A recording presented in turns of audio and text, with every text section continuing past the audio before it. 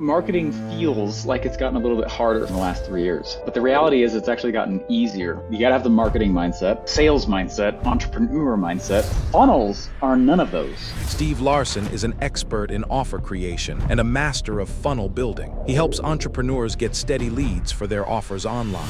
Value is not tied to how long it took you to make something. Value is actually tied to the end user. A lot of people don't understand capitalism. Capitalism is not a perfect system. The reason I like capitalism so much is because it just supports innovation. Creators keep creating. P.D. Barnum is one of your favorite guys. If you go back in time, what is the question you would possibly ask from him? As I've been going through a lot of his old material, it's very clear that he's following a pattern. So I would ask him where he came up with it. What are the priorities that have to be taken on, and how you decide no for other things that could lead to a distraction? Just like not all problems are worth solving, not all questions need an answer immediately. I came up with a few ways. First is I just increase the time between question and answer. The second is... Hey Steve, thank you so much for being on the show today. Hey, thanks for having me, RJ. It's good to see you again. I feel like it's been a little while. Yeah, I mean, like, I cannot believe the very first one was 4 years ago, and the second one, Crazy. like 2 years ago. Like, Yeah, it's crazy. So, that's crazy. I would love to like start the conversation with the very first thing, which is changing the ideology for a lot of people out there, because like when people become these sort of like entrepreneur, or these are getting their badges, they start to like have to think about of differentiating about like how they are different from the rest of the world, right? So I would love to more talk about the concept that you actually love, which is capitalism. And a lot of people don't understand the clear difference between what capitalism is versus socialism, and like why it's important and why it's beneficial not only to run the economy but better for like everybody as an individual. So could you like give your definition of like what capitalism is, why it's better for not only for entrepreneurs only but also for the other people as well? Yeah. I would not say at all that I am the um, most knowledgeable about all the different systems behind that. And also, capitalism is not a perfect system. And so, anyone watching or listening now, I want to just pre-frame that no, it definitely has its Yep. problems. And I actually don't think the opposite of capitalism is socialism. I think that truly, honestly, the reason I like capitalism so much is because it just supports innovation, and I like to make different t-shirts and stuff. One of the t-shirts I want to make is a t-shirt that says list of socialist countries that worked on the back. And then there's nothing on the back of the shirt. And it's just because innovation stops. That's really what it is. That's my favorite part about it is I think the opposite of us being pulled into kind of a lulled society is just for creators to keep creating and, to be able to turn around and go sell and make money is a big deal. It's actually interesting. And Adam Smith in the 1700s, he was like the first guy when he wrote The Wealth of Nations. He was the first guy to ever really come out and say that value is not tied to how long it took you to make something. Mm. Value is actually tied to the end user, right? Meaning, and so as an example, I like to give is like, let's say you and I both make shovels, and I take 3 days to make a shovel, and you only take 1 day to make a shovel, but they're both the same shovel. They're both equal.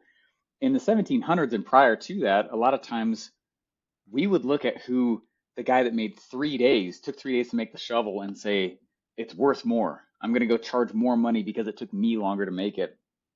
But we would look at that now, and really Adam Smith was the first time in 1700s to look around and go, you know what? No, actually, value is in the eyes of the end user. Why is it more valuable if you took longer to do a task? And I think that's one of the benefits of actual capitalism is that it rewards efficiency, right? Well, we save 2 days Yeah. over here. It awards efficiency, but it does it across the board. And I find that those who really don't like the capitalistic thing, I don't mean this in a negative way at all, but sometimes not everyone likes to compete. And so for people who like to compete and they want to be more efficient with their time, capitalism is the way. Yeah, amazing, love it. On the other side, like that, you the thing that you've actually mentioned that on your shirt, you actually had this like had this like message like the successful socialist countries and there were none. One thing that actually I feel like not a lot of entrepreneurs like to do or love to do is like having a polarizing message. uh how you feel about it? Like why do you think so? Like people would love to stay, on the side of the fence, not getting in the eye of other people in a good or bad way, both. And people would be like, okay, it's better for us getting unnoticed and like stay in our lane, stuff like that. So like why do you think so? Like mostly it happens. I think that most people just don't want to, and growth is uncomfortable, and growth tends to be messy. And it's interesting because for the first, I've been building funnels for almost 10 years now, which is crazy to Yeah. me. And I remember I did not want to go publish. I didn't want to put my face out there. I was very much an introvert, and there's nothing wrong with that. I I don't know. I kept trying to find ways to not put myself out there till eventually got to a point where the only way I could truly grow was to put myself out there. And it was scary, and certainly people made fun of me and whatever, whatever. But um, I think that the biggest part is just that growth is nerve-wracking, and messy, and it's hard to predict, and if you feel like a lot of people want to be able to know the beginning to end. All right, from A to Z, what's all the steps going to be? And it doesn't work that way. And I think that's why it gets scary. And then people who do it and make it. This happened to me. I'm trying to not say any names, but this happened to me when I was going off on my own. I suddenly had this. It wasn't like my inner circle. It was kind of like the next layer out. A lot Hmm. of them started getting mad at me, and I was like, "Why are you so mad?" And it took a while. This coach, a couple of years later, was finally like, "Do you realize you went and you figured out how to do something that a lot of other people wish they could figure out and they haven't yet, or you had frankly, the stones, you had the courage to go figure it out, and that threatens people sometimes. It reminds them of what they're not doing with their life." Yeah, love it. Exactly. So on the flip side, since even in Russell's case, because like he's building this amazing library and like collecting so many old books and also a lot of different things here and there, you're also somebody who is like really fond of these things, like how these internet marketers or how these marketers initially in the first place have actually figured the game out, like probably like 100 years ago. And P.D. Barnum is also like one of your favorite guy out there, like how he actually made his millions. If you actually go back in time and try to like have a conversation with P.T. Barnum, like what is the most important question you would possibly ask from him in the first place? Have you ever thought about that? No, it's a good question though. I think though that right off the top, if he, I would ask him. It's interesting as I've been going through a lot of his old material and learning about it. Um, it's very clear that he's following a pattern. And even from his first big campaign with the Fiji mermaid, you can see really quickly with the Fiji mermaid story that he's following this pattern where it's like first he goes and gets a lot of people, he gets credibility for his offer. And then after Yeah. that, he starts, and this pattern, which is usually anywhere from 5 to 9 steps, I've noticed. I whittled it down to about five. You see it all over the place, but I haven't really found too much about Barnum before the Fiji mermaid story. But he comes out of the gate. Mm, He comes out of the gate like with this pattern, and he follows this pattern over and over and over again. So I would ask him where he came up with it. I would ask him who he studied, because it seems very artful what he's doing ahead of time. So yeah. So I mean, like yeah, understanding like what was the pattern look like for him in that point of time, where not a lot of people out there thinking about like what would the steps look like. yeah. It's interesting because today I would say that there's really no like I think one of the best ways to learn marketing is to realize that there's no such thing as internet marketing. There's Mm. marketing, and then we use the internet to distribute it. And so if we were to translate that to the 1800s, and people are saying, well, it's all about being in the newspaper, newspaper marketing. He might say there's no such thing as newspaper marketing. There's marketing from the 1600s, and we use the newspaper to, he might say a same phrase, but just reverse 200 years. I think it'd be interesting to hear him talk about that. Yeah, I remember like one thing that you actually said, and it actually like stick to me as well. That marketing is about like getting their attention. Sale is the whole process of like converting them. I'm like this. That's a really cool analogy for a lot of people out there who possibly don't understand and kind of like mix it together.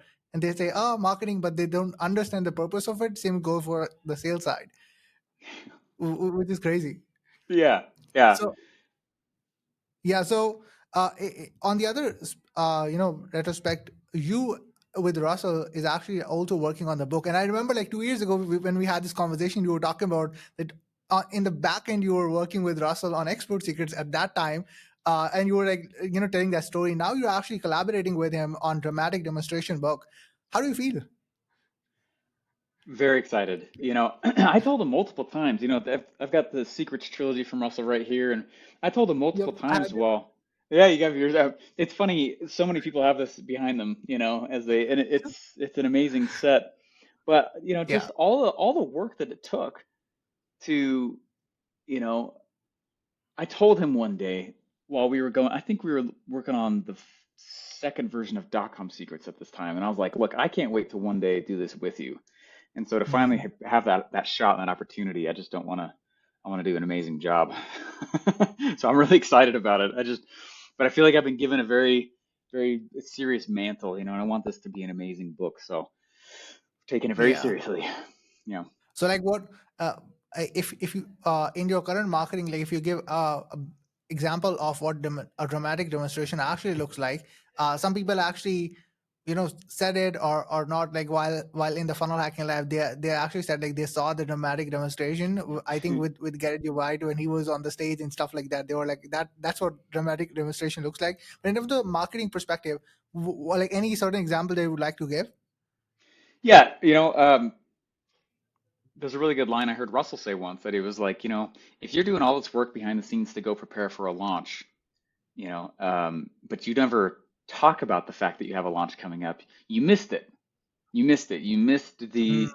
the whole point is to take advantage of the time that it looks like nothing is happening. It's kind of like I keep this bamboo plant right up here, and this might be a cheesy example, or whatever, but if you don't know, bamboo is interesting because for 3 years it will grow under the soil, and it looks like nothing's happening.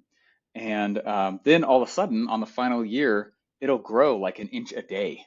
I mean, it grows really, really fast. And I keep this around as a reminder for that exact same thing that launches are very similar to that, that you have to take advantage of this time that it looks like nothing's happening. And that's hard sometimes as a marketer when you're like, my launch isn't big enough. My list isn't big enough. I don't know, right? And you're taking advantage of this undergrowth that you don't know Mm. is really happening in your business. And that really is some of the best marketing power if you learn how to leverage it. And dramatic demonstrations help you take advantage of that if you don't have a list or if you do. But really that prep work, as you prepare the ground to then go big afterwards. So dramatic demonstrations. So for example, Russell and I actually will be doing a dramatic demonstration masterclass, and we'll do it one time. And I'll message my audience, he will message his audience, and we'll come to this masterclass so that we can bring them to the workshop, right? Which is Yeah. about a month later. Then, when the workshop's happening, we're filming in a way that we can write the book, but we're also building excitement for it. And I'll be podcasting and documenting me writing the book. And then after the workshop is done, then I'll be writing the book publicly as much as and it's this, you see this from Barnum where he uses the audience to, um, he's including the audience in the launch, so that Mm. by the time the Yeah. thing comes out, it's kind of like Hollywood. If you and I put a movie out, you know, like Wednesday, and we finished it on Tuesday, right? There's no launch. Like, it's why Correct. Hollywood warms us up for a year before we all go and see the movie on the box office weekend. It's this crescendo of attention. Taking them with the ride. Yeah, exactly. Yeah, love it. Yeah. So on the other side, I would also love to talk about. I remember again because like our conversation that happened in the past two interviews, kind of like in my mind, well versed even still now. And one thing that you said in the past and that stick to me still is like not every problem need to be solved, and not Mm. every problem pays you when you solve them. And it still stays into my mind, and I'm like, it was like pipe bomb. I would love to talk about how you actually focus on what are the priorities that have to be taken on, and how you decide like no for these other things that could be lead to a distraction. Because for you, like, you could end up in a lot of opportunities from other guys, sort of like, networking with you and stuff like that. Like, how you able to like stay yourself so focused and say no to all the other things? It's definitely taken a lot of practice because shiny object syndrome is so fun. And you have to really, really try not to have shiny object syndrome. So I came up with just a few ways to think about it that really helps. Whenever a new opportunity lands in my plate, I always remind myself that there's almost never a time where I have to make the decision immediately. What you Hmm. want to do, in fact, there's a quote from somebody I just found that I really loved. I'm going to mess it up. I think it's from Socrates, but he basically says, it is the mark of an intelligent mind to be able to entertain a thought without accepting it. Hmm. I love that. That's And amazing. so, yeah, and you think about that when a new opportunity pops in, can I entertain it? Well, let me see where it kind of goes, but not totally say yes to it. So you explore, but then don't commit. You explore, but don't commit. And just like not all problems are worth solving, not all questions need an answer immediately. And Hmm. if I often find that if you can just widen the gap between new input and an action, there's a lot of wisdom that can come there and save you from going down a rabbit hole. Or that's one of the ways. So first is I just increase the time between question and answer. The second is um, I will start to rank the problems. You know, my problems whiteboard is a little bit out of date right now, but a lot of times I'll just keep track of problems that I'm noticing or opportunities, and then I compare it to my 10-year vision, my 3-year vision, my quarter goals, and just yeah, I really not everything will take you where you want to go to. My biggest fear is that 10 years from now, it looks like I didn't have any direction and I just was going for anything that looked like, Hmm. you know, I get Yeah. concerned about that. So Yeah, love it, love it. This is definitely amazing. And I was actually reading the book Lynchpin, and in the yeah. beginning of the book, you were actually talking about that you had created this, like, multi-million dollar business, but actually at the end of the day, when it got evaluated, it wasn't as expected. So like, how was it for you? And then how you actually decided to create your own Lynchpin to make it as a business where it looks like a business for outer perspective as well. Yeah, great question. Yeah, I was building this business at the time. It's probably like 5 years ago. We were crossing $8 million, and my business was valuated at $500,000, which was very painful. And I Yeah. was like, "Why is this? This is crazy." And I remember the guy was like, "Stephen Larsen, you don't have a business. You are the business." And I was like, "Ah, I did it. Dang it! I made the mistake." And it goes back to the whole premise of that Lynchpin book, which is that if you don't have any kind of continuity or subscription, you don't have a business. You have Mm. a very skillful promotion, and you keep promoting these one-offs over and over and over again. And so for me, the focus has been on shutting down enough to relaunch with really subscription-based model, pretty much only. So. That's mostly been it. So I have a Yeah. low So ticket and then I have a high ticket subscription, and that's it.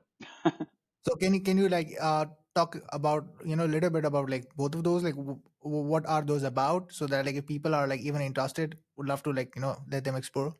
Oh, that's nice of you. Yeah, I have one. It's $97 a month, and you get access to pretty much all my previous courses. There's a call that I do every week. You come to my events as VIP. It's a sweet deal. But what it really does is help someone get through creating or upgrading their offer, launching it, how to build the funnel, how to project manage it, my copy strategies. It's a lot, but it's powerful stuff. And that I just mostly have that one so that it can be spread around. Like it's meant to just go share and spread what I do. Mm. And then I created a consulting agency slash mastermind called Titans of Industry. And Titans of Oh, wow. Industry, yeah, Titans of Industry is so Good fun. We name. got to, yeah, thank you so much. Yeah, it's really for those that are past the seven-figure mark, and it's meant for those who are trying to learn how to be a CMO instead of a marketer. I went back to ClickFunnels and I was the CMO at ClickFunnels for a little while, and I learned a lot. But what I mostly learned was I didn't realize all the stuff I was doing in my own business was unique. And Hmm. so I took all that stuff and I've been helping marketers create systems and from a CMO mindset so they're not locked in Yeah. their business. Amazing. So It's like been fun. if people want to actually be the part of the memberships, actually, even for the low ticket, and for some people who might be like watching this are on that, sort of like 7-figure mark. So like where people can be the part of it as well. Yeah, I'll give you a link. We'll throw a little affiliate thing your Yep. way if you want. Yeah, so I'll give you a link for it. I will definitely gonna post up those links in the description, also in the show Cool. notes down below. Well, Steve, first, like I don't want to take a lot of your time out there, but I really appreciate for you to be jumping on the show. Any last thing do you want to say before we round the show up? Um, yeah, actually, I know that marketing feels like it's gotten a little bit harder for a lot of people in the last 3 years. But the reality is it's Mhm. actually gotten easier. What's gotten harder is all of these companies who you think about it, and the roles that it really takes to put something out on the internet is you got to have the marketing mindset, you got to have the sales mindset, you got to have the entrepreneur mindset, and then at some point you kind of elevate to either like a CMO or an owner. Funnels are none of those. A sales funnel is not marketing. There's no such thing, like we don't call it a marketing funnel for a reason. It's a Hmm. sales function. There's no marketing in a Correct. sales funnel. And so I think that what's happened is that since AI really started coming out in 2020, all these companies who survived on the internet because they had a great product, meaning they're good at entrepreneurship, they were good at sales. They had a good sales message, but they never really figured out market messaging. They're now being forced to go figure out market messaging. That's what the problem has been. And so, as psyched as I am to talk about dramatic demonstrations with Russell, the real piece that is the most exciting for me about that is that dramatic demonstrations are not launches. What it really is a different kind of messaging that is not an origin story. It's not a perfect webinar script. Those are those are sales materials, not marketing materials. And so this new kind of script called the offer hook is a very specific kind. And so I'm just saying to anyone who watches or listens to this, if you've been struggling with lead flow, if your leads have been all over, or if Zuckerberg is, saying all kinds of, if it's gotten more expensive, take a Yep. look at your messaging and ask yourself, have I been using Facebook and these other distribution channels to spread marketing material? Or am I actually just spreading sales material? And if you've been spreading sales material, it's kind of like a door-to-door salesperson coming to your door, and it feels a little bit weird, And so Correct. that's really what I've been psyched about is to go put out this new type of framework that's been very tested, and I've been using it on a bunch of clients, but it's been boosting lead flow because we're not leading with a sales message, we're leading with a marketing message. And the perfect webinar script is a sales message. It's kind of interesting. So is So it already up now for the rest of the people out there if they want to check that out? soon, that's actually what part of the book is about, dramatic demonstrations. So that is on the way. Awesome. Yeah. Well, that definitely sounds good. We're gonna post all the links in the description, also in the show notes, so you guys can check out. Again, Steve, thank you so much for being on Thank the you. show today out there. It was definitely an amazing one. Thank you, RJ. It's so great to see you again. Awesome, guys. Thank you so much for watching. We're definitely gonna see you guys in the next episode. Until then, peace out.